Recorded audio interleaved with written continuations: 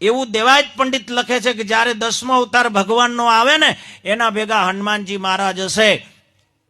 પહેલા પવન ફરૂક છે, નદીઓમાં નહીં રે નીર. તમે દેવરાજ ધામ આવો, મોડાસાની બાજુમાં છે, જ્યાં આ ભજન લખનાર સંત છે ને એમની સમાધિ છે, જીવતા સમાધિ. રામદેવજી મહારાજની જીવતા સમાધિ.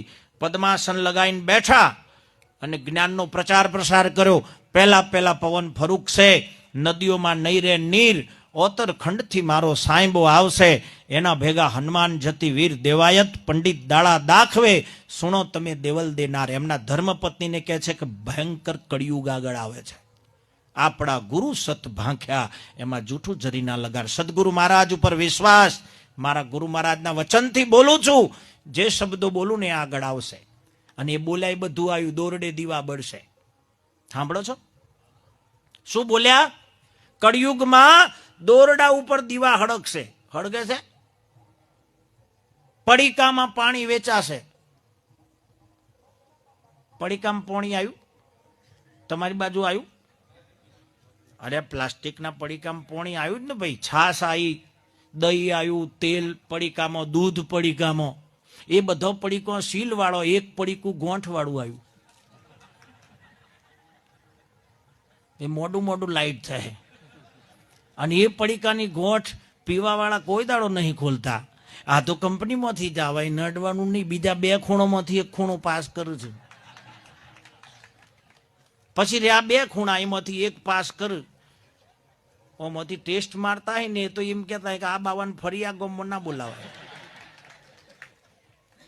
પછી એક ખૂણો 2 દોંત વચ્ચે દબાવું અને પોટલીમાંથી કચ્છ દેન અવાજ આવે. પોટલી એમ કે ને તું એક કોણું પાડ્યું ને ટાઈમ આવા દે પેટમાં. જો સાયણી જેવું ના કરું ને મારું નામ પોટલી નહીં.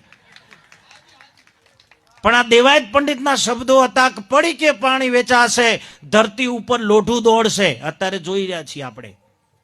ધરતી માથે હેમર હાલશે, સુના હશે નગર મોજાર. લક્ષ્મી લૂંટાઈ જશે, લોકો તણી નહીં હોય ની રાવ કે ફરિયાદ. પોરો આવશે પાપનો, ધરતી માગશે ભોગ.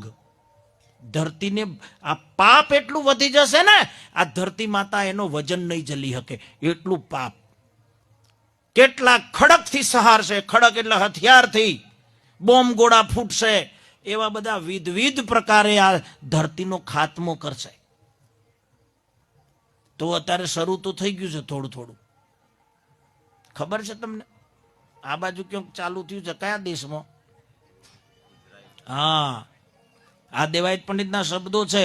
એમને તો એવું પણ લખ્યું હતું ને, પોરો આવશે પાપનો ને ધરતી માગશે ભોગ.